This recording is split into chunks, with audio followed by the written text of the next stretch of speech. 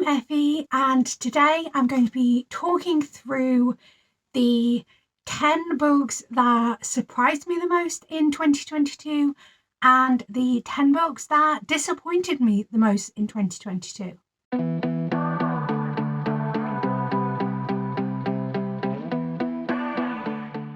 With regards to books that disappointed me, that could either be books that I didn't enjoy the direction it went, I was expecting something different, or it could just be that I'd hyped them up in my head and they didn't live up to that hype.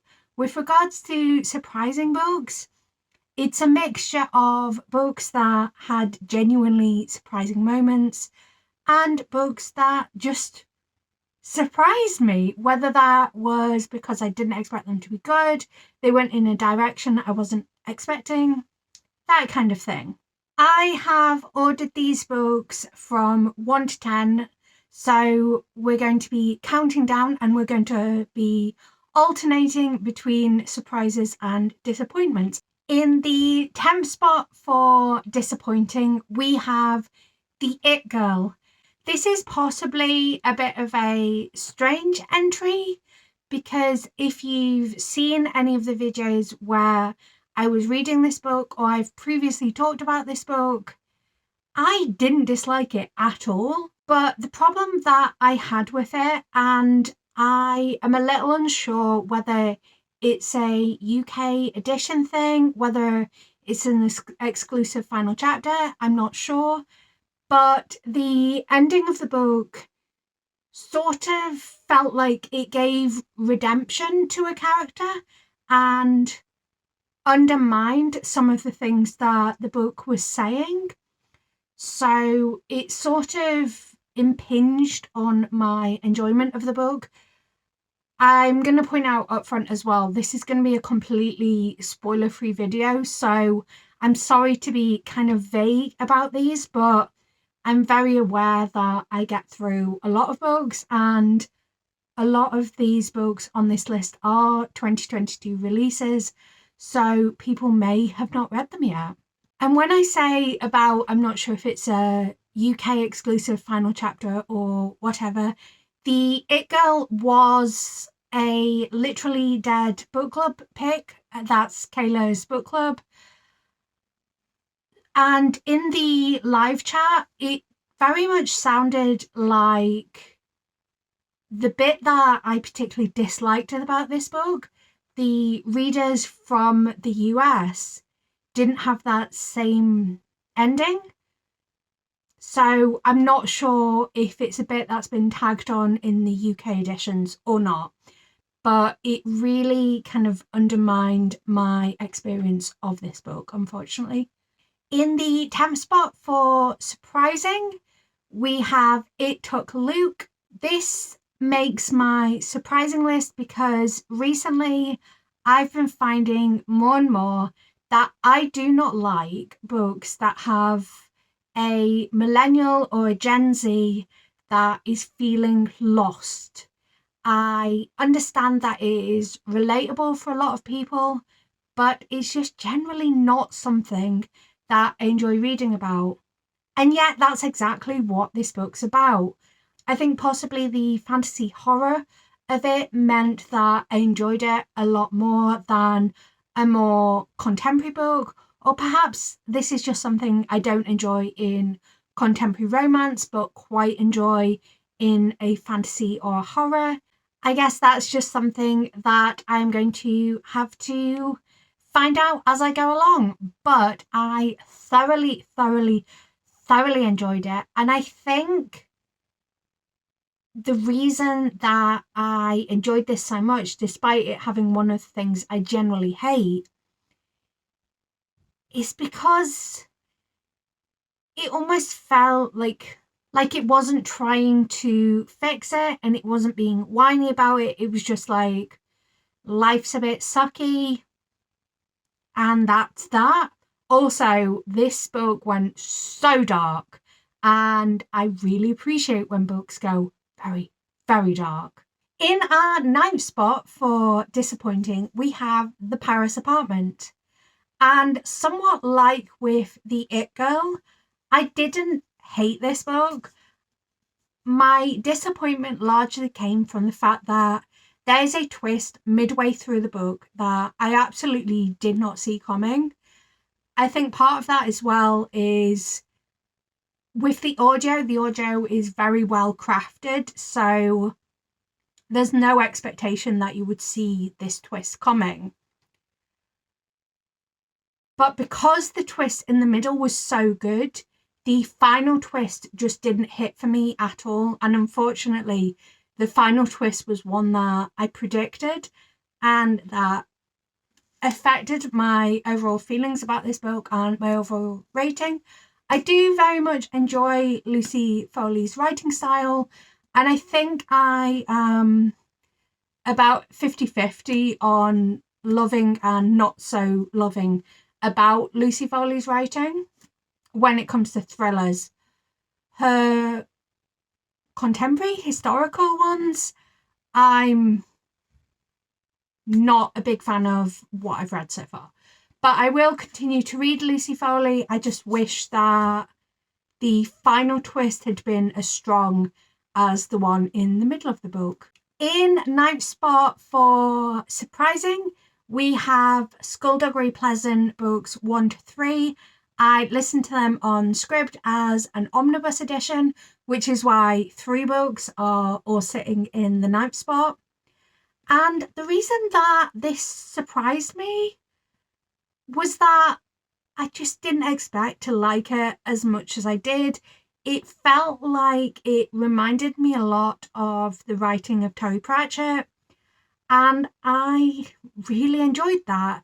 It is, in a lot of ways, a sort of Pratchett-esque story that, well, I know Pratchett wrote books for younger readers as well, but a Pratchett-esque story that is going to appeal to younger readers, but also has that wide appeal where even as an older reader, you can enjoy it. And I thoroughly want to continue the series. I just need to pull my finger out and actually continue it. In the 8th spot for disappointing, we have Babel. I really wanted to love this. I'd heard such good things about it. But also, don't get me wrong, I had heard that it wasn't going to be everyone's cup of tea and people weren't necessarily going to enjoy it for that reason. And unfortunately for me, it fell very, very flat. In a lot of ways, this book had so many things that I should have enjoyed. It had a diverse cast of characters. It was a book about words. It took a very no-holds-barred look at the lasting impact of colonialism and just so many other things. However, I largely didn't gel with the writing style, and I think that's what I didn't enjoy. I found it so painfully slow that by the time that the meat of the action started happening, I just didn't care enough about these characters. And that meant that the ending, which should have been absolutely devastating, I didn't care. And I'm not gonna lie, it hurts my soul that I didn't love this book or even like it. I'll be frank, this was a 2-star read for me. And I hate that. I actually genuinely hate that I didn't love this book. But I will note as well, this was my first time reading anything from R.F. Kuang, so it could just be that I just do not like her writing style, and I didn't know that until I read this. I will say that I listened to this book on Scribd, and there's a almost disjointed element, which from a quick flick through, I think the disjointed element is the footnotes, and that's why they felt somewhat disjointed. But because the footnotes were read by a different narrator, which in some ways is good because it clearly defines them, but in other ways it creates this break in the narrative, and for a book that I was already struggling with, just completely like was a nail in the coffin for my experience. It didn't work. I will say that because I had such a negative response to this book, it is one that at some point in the future I do plan on rereading, because I'm aware that it could have been a whole heap of reasons why I didn't vibe with this book this time around.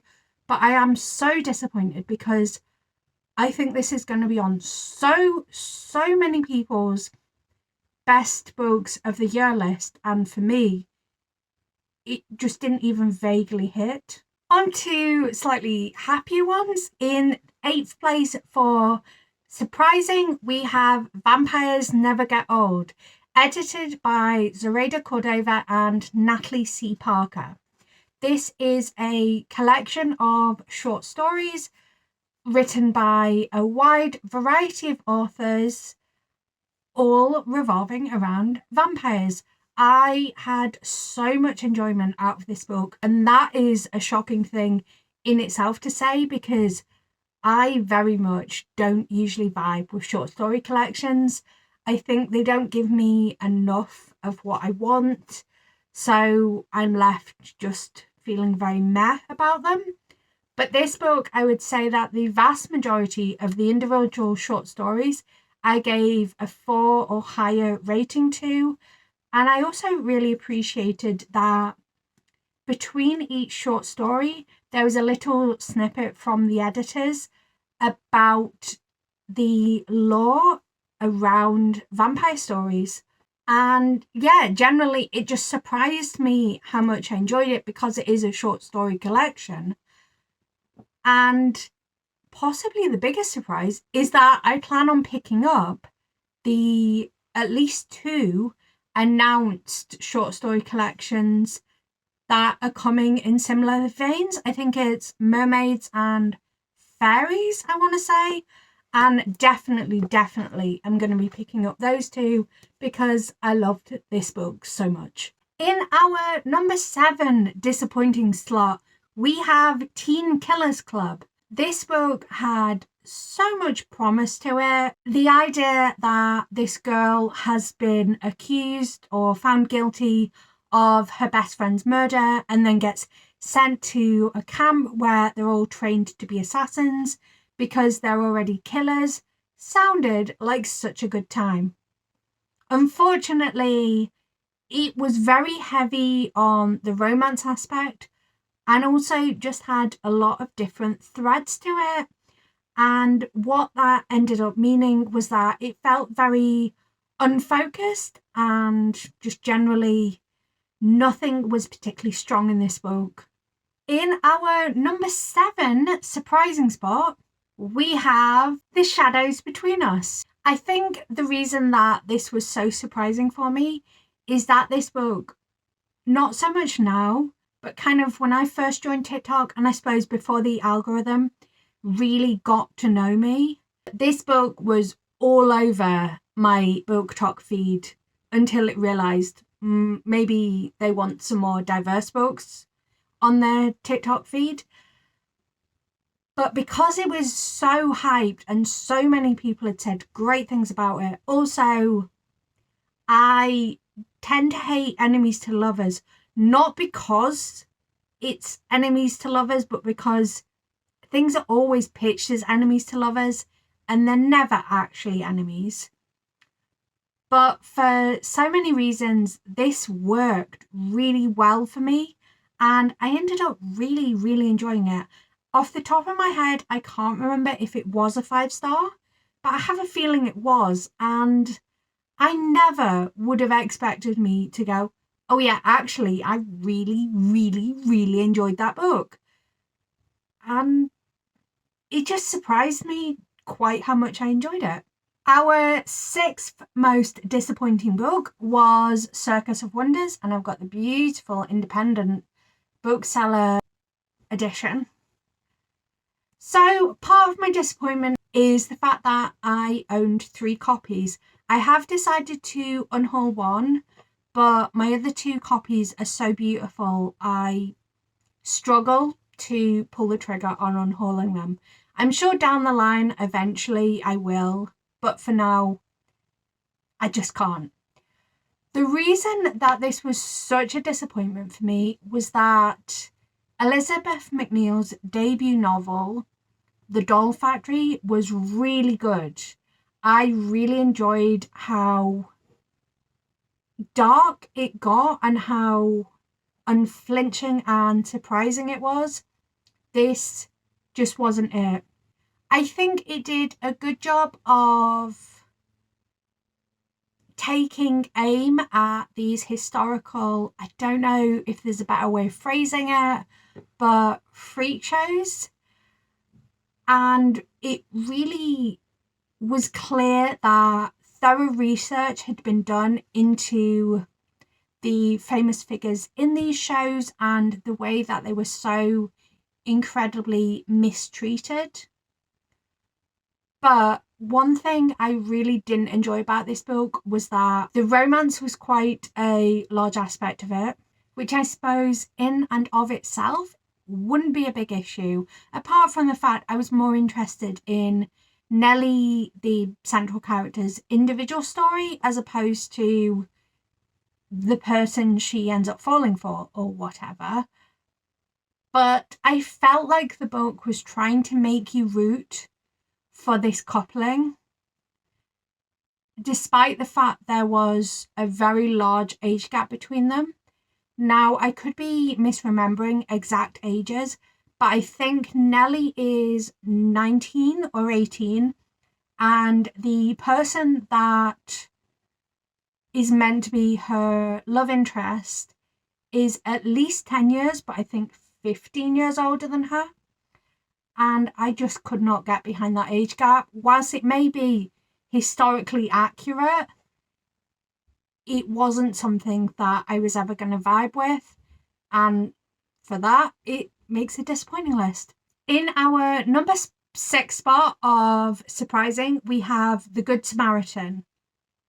The reason that this surprised me so much is that prior to reading this book, I had only read 2 John Marrs books before, and I'm not sure if those books were quite so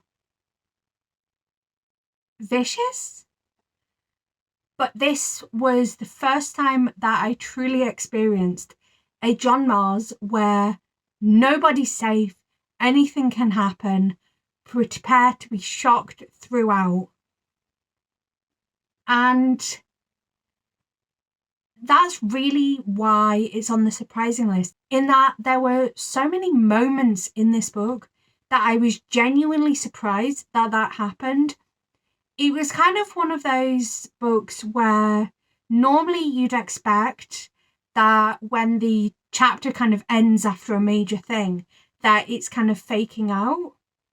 But no, it was literally like every time you thought something had happened, it really had happened, and I was absolutely shocked. Also, it was really compelling and kept me guessing right up until the final page. And I overall just really enjoyed it, actually. And I guess this is the point I tell you to cheekily subscribe, because I have a video where I read John Marrs's back catalogue coming out hopefully next month. So if you're interested in hearing more thoughts about John Marrs's books, please do hit that subscribe button. In the number 5 position on disappointing, we have The Ruins. I absolutely adored Madam by the same author, but The Ruins just didn't work for me.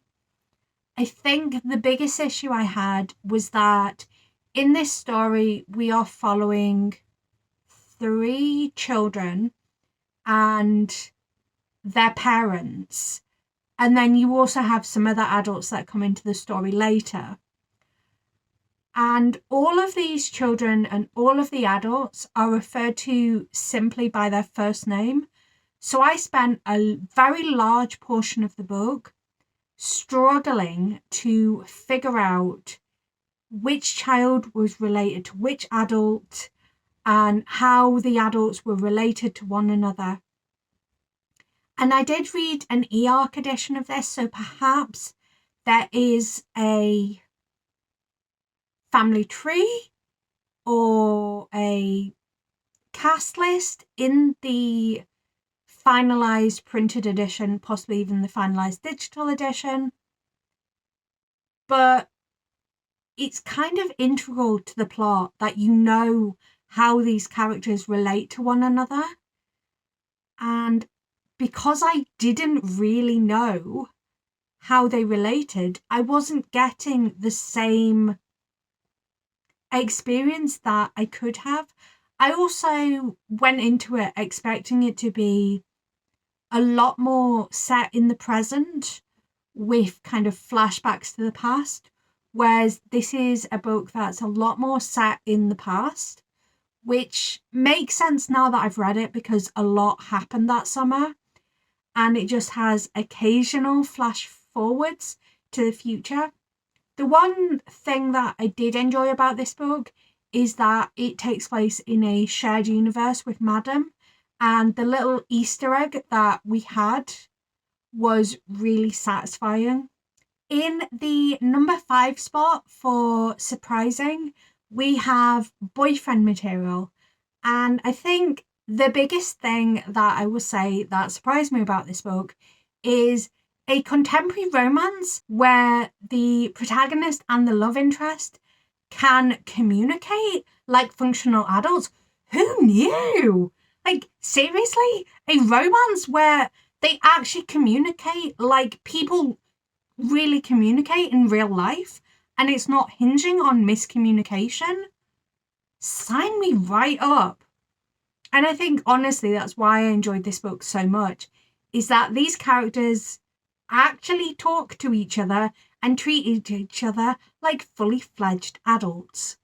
In the number 4 spot for disappointing, we have 5 Survive, and I really hate it here, basically, because this is Holly Jackson's first book that isn't one of the A Good Girl's Guide to Murder series, and I was so excited. I pre-ordered it. Not a massive fan of the UK cover, to be honest, but I pre-ordered it. I also ordered the Watsons edition, so it's got that coolness, and it's signed, but also it has that under the dust jacket, and I didn't enjoy it. I really didn't enjoy it. I do have a vlog where I attempt to read this in 8 hours, because whether it's just clever marketing or it was actually written as such, this has been marketed as a book that takes place over 8 hours and can be read in 8 hours. So that's exactly what I did. But essentially, it just wasn't very good in my opinion. I think it was overall a little bit too slow. It spent a little bit too much time focusing on very small details. I will say that the last hour, as in this book takes place between 10 p.m. and 6 a.m., between 5 a.m. and 6 a.m., was very strong. I really enjoyed that final hour, and actually I enjoyed right up until the end of the book. But overall, it was a disappointment for me because I really enjoyed the A Good Girl's Guide to Murder series, and this just didn't resound with me in the same way. I do want to commend Holly Jackson because this book felt very, very different. Obviously, similar genre, but very different from the A Good Girl's Guide to Murder series. And I will be looking out for more Holly Jackson in the future, but this just wasn't it for me. In my number 4 spot for surprising, we have Messy Roots. And this one makes my surprising list because when I read it as part of my Goodreads choice video, I realised there were quite a lot of graphic memoirs on this list, which is fine. But at the point that I read this book, which is also a graphic memoir, I realised that I really don't vibe with graphic memoirs. So the reason this makes the number 4 spot of surprising is quite simply because it was a graphic memoir that I actually genuinely enjoyed. And after having read so many graphic memoirs back to back that I didn't enjoy, I genuinely thought I wouldn't find one that I did. So this one surprised me in the best way. In our number 3 spot for disappointing, we have Kiss Her Once for Me. This was disappointing on so many levels.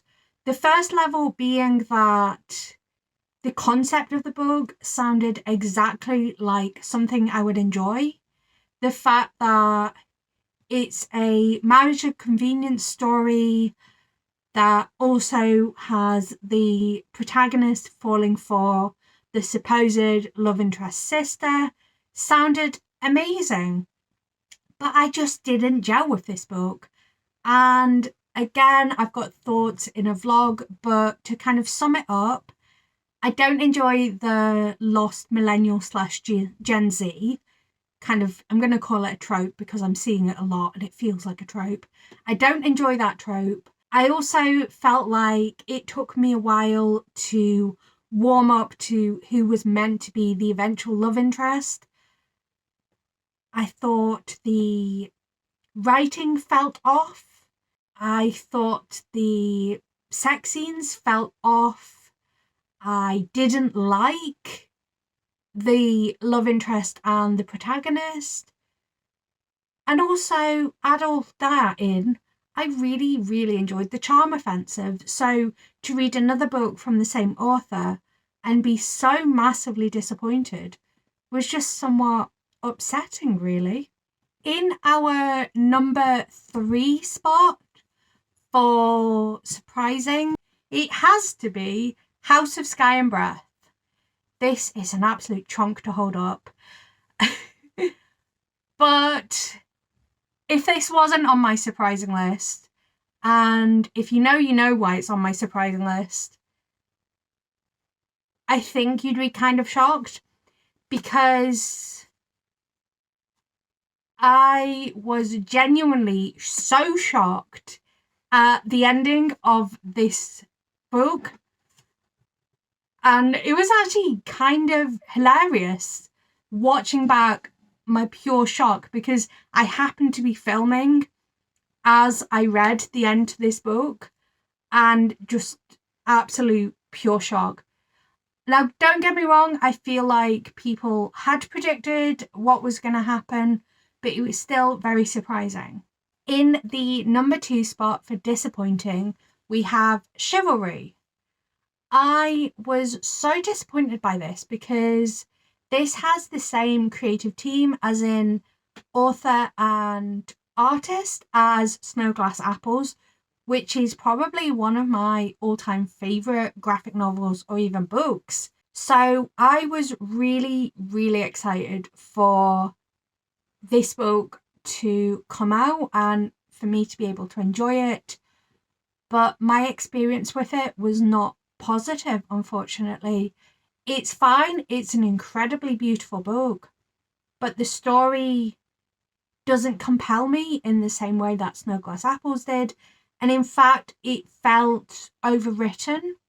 And I'm not sure if that's the way that it was adapted to this format, because there were things like it was describing this dessert where you've got a picture in front of you and like it described them as like round and studded with currants, and you would quite clearly see that they were round and studded with currants.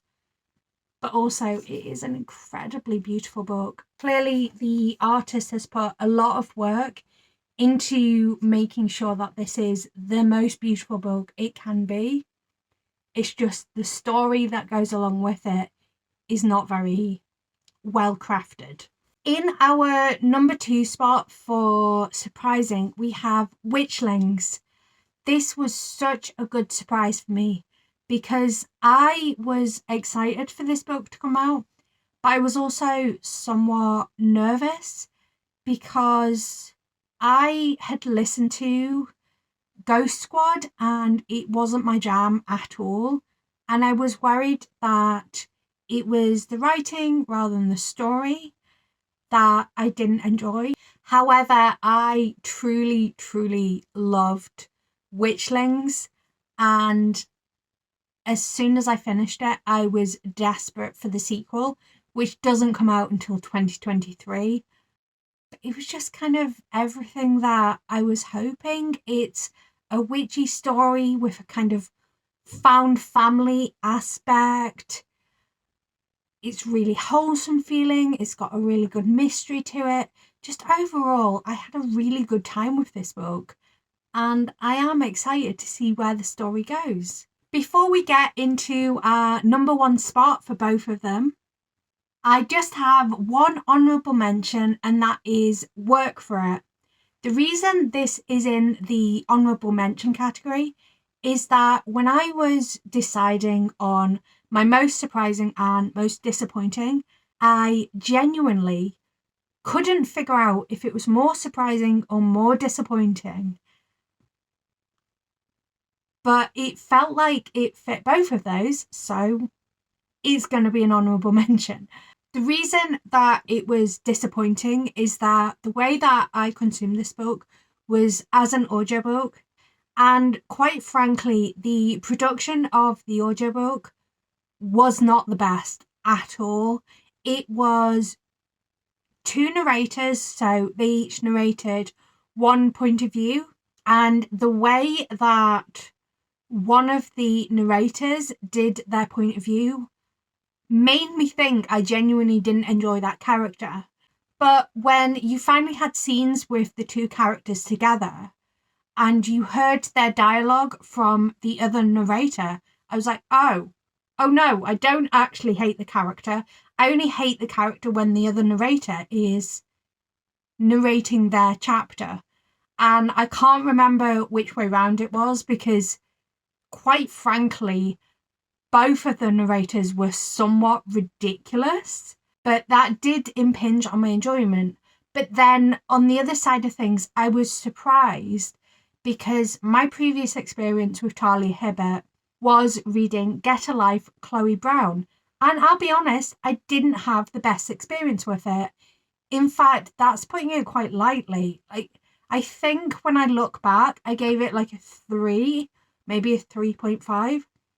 But it just doesn't sit as a book that I enjoyed by kind of any stretch of my imagination. So to read a Talia Hibbert and actually really quite enjoy it, if you take out the fact that the narration was not good for this book, I enjoyed the story, and even the third act breakup didn't bother me. I think because it felt like there was a clear end date in sight of when this would occur, and that was communicated to kind of all parties.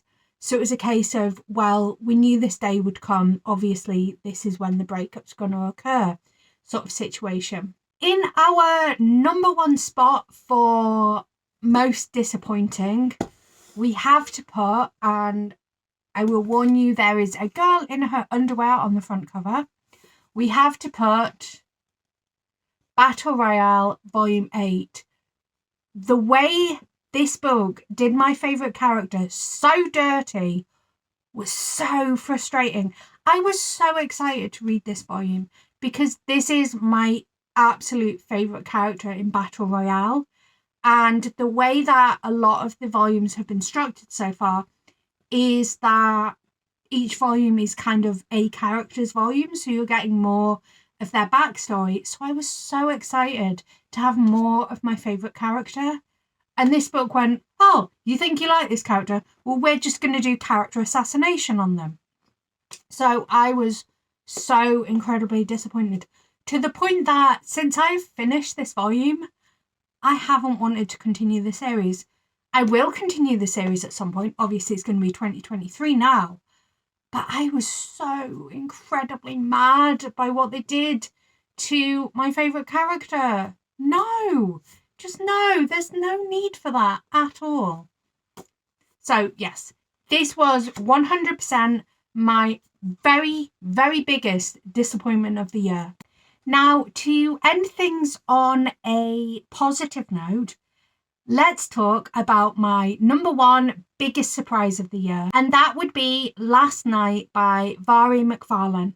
I believe this book is published under a slightly different title internationally, but I'm not 100% sure what that title is. The reason that this book was such a big surprise to me was that in all of the blurbs that I'd read, it sounded like it was pitched as a second chance romance.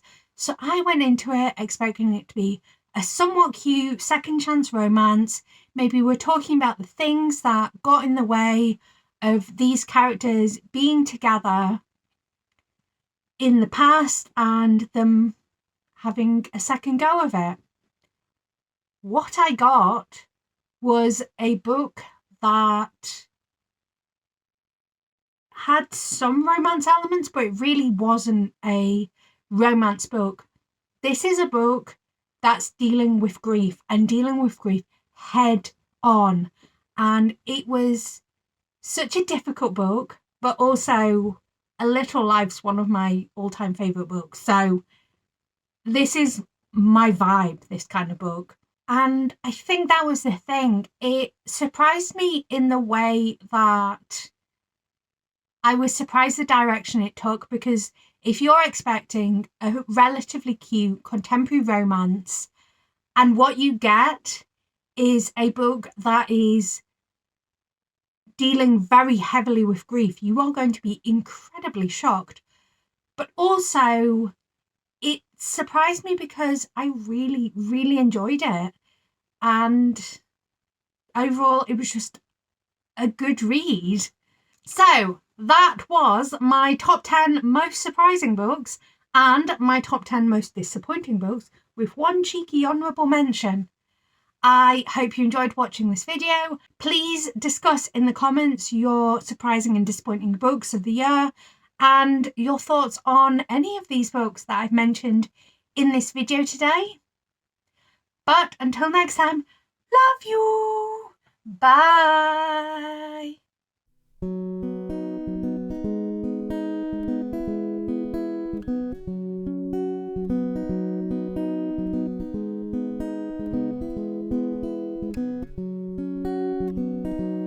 There's a place